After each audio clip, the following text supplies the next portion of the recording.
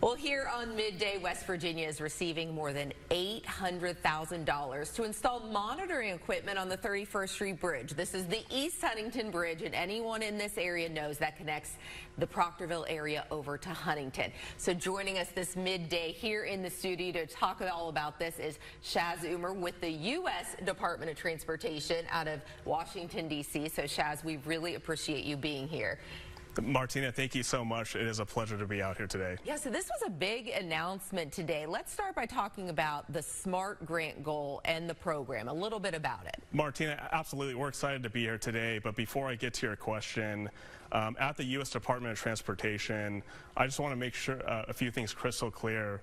Safety is first, innovation always. I come to work every single day thinking with that in mind, with innovation. How do we make our streets safer? How do we move people more efficiently?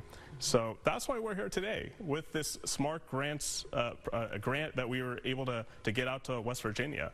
This was able to create cross-cutting technology for the East Huntington Bridge, which is reducing traffic and making sure that people get to work faster, get to their kids' soccer practice faster. That's exactly what we want. So these are going to be some monitors placed on the bridge, or already placed on the bridge, you said, and how are they going to be working? Yeah, Martina, the best way to think about these devices is like a smartwatch device, right? Something that helps you monitor the health of the bridge, the heartbeat of the bridge, and it gives continuous updates and data to West Virginia DOT. This is exactly what we want to see and how we want to improve here in West Virginia. And West Virginia is leading the country with this type of technology. Yeah, so is this the first type of funding received by a state, you were telling me in a commercial break? So SMART grants have been given to states across the United States, but this type of technology is a first of its kind for this type of bridge project. So we're very excited to see the expansion and how it's going to scale.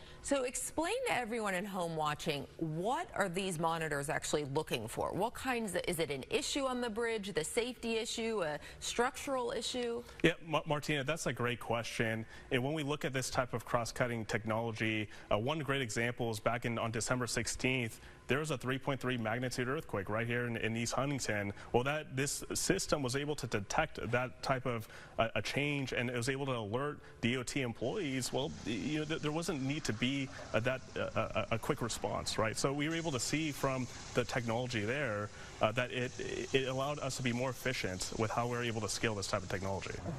And talk more about the technology. Is it being used right now, or is this something they're going to be implementing in the future? Yeah, Martina, that's a great question. It is happening right now on the bridge today. Okay.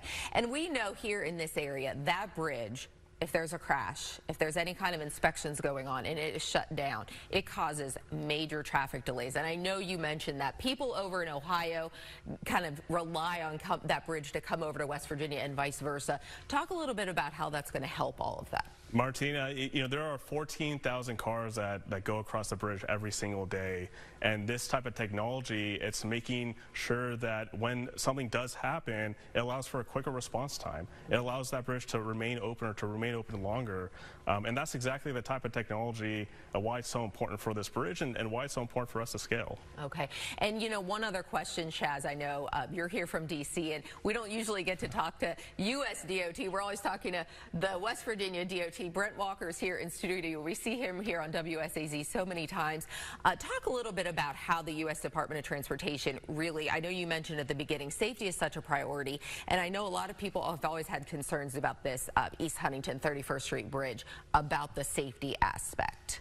Yeah, Martina, safety first, innovation always, and they go hand in hand. We want to make sure that people are safe, but being safe also includes reducing traffic, making sure that folks from Ohio, from West Virginia, they can get home safer and get back to their homes faster, and that's exactly what we want to see, and we're doing that right here today. Okay. Well, Shaz Umer with the U.S. Department of Transportation, we appreciate you being here and taking the time to talk to us here on Midday. Thank you for having me. Thank you. And Andrew Colgrove was at today's announcement. He'll have more on this coming up tonight on our evening newscast and on WSAZ.com.